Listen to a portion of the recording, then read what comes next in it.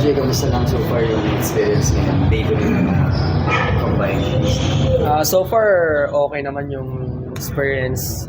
Nakakapagod pero wala kailangan talaga para sa pangarap din And sobrang happy ako na nakapaglaro ako ulit. And sobrang happy ako na ito na yung pangarap ko sa buhay. Matutupad na. So, ano lang sa akin, enjoy ko lang yung process and ituloy ko lang kung ano yung ginagawa ko. And trabaho lang ako.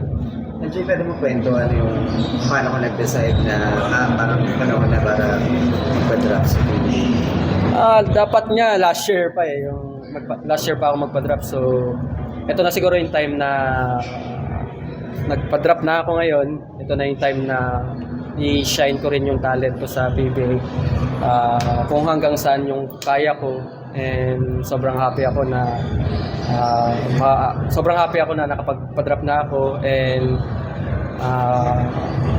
ito rin yung pangarap ng parents ko ito rin yung pangarap ng parents ko, hindi lang ako. And yung mga sumusuporta sa akin and yun lang, i-enjoy ko lang.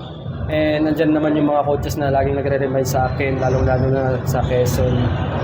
Lagi nila akong pinupush, lagi nila akong sinasabihan kung ano yung mga dapat kong gawin, kung ano yung mga kulang ko. So, ano lang, enjoy ko lang and kung ano man yung result, kung kulang pa ako, tatrabuhin ko kung ano pa yung dapat kong improve. Siguro yun yung kailangan kong trabaho.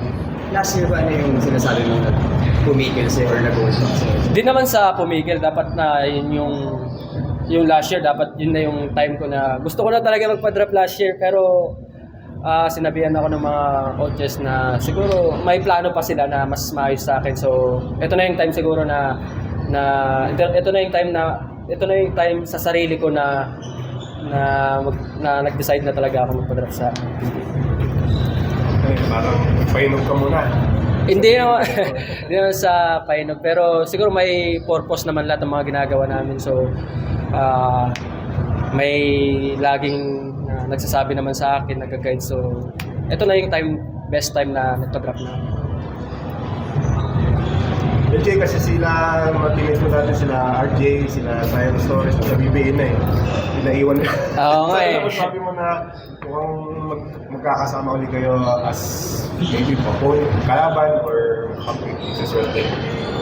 Yun nga, lagi nila akong binibiro Dapat last year pa, sabay-sabay tayo, ganyan, sabi nila sa akin. So, naiingit nga ako sa kanila, nakapaglaro na sila sa PBA. So, ako naman, ito naman siguro yung time ko na makapaglaro against them, mga teammate ko simula high school hanggang college. So, sobrang happy din ako na nakikita ko sila na naglalaro sa PBA. Ang ganda ng mga ginagawa nila, ang ganda ng mga binibigay nilang trabaho sa bawat team nila. So, ano lang siguro, kung ano yung ginagawa nila, ganun din yung gawin ko. Kung ano yung role na gagampanan ko sa team na makakakuha sa akin. So, ibibigay ko yung 100% ko. Dami nyo rin Quezon si Bill, si Oo. Sabay-sabay din kayong umakyat or Yun nga mag-PBA. Ayun nga yung sinabi ng mga coaches dami namin nagpa-drop. Happy naman sila, wala naman silang regret na ganyan. So, dream naman nila yun na alam naman nila yun, dream naman nila na maging PBA player. Lahat naman kami sa team namin nasa Quezon.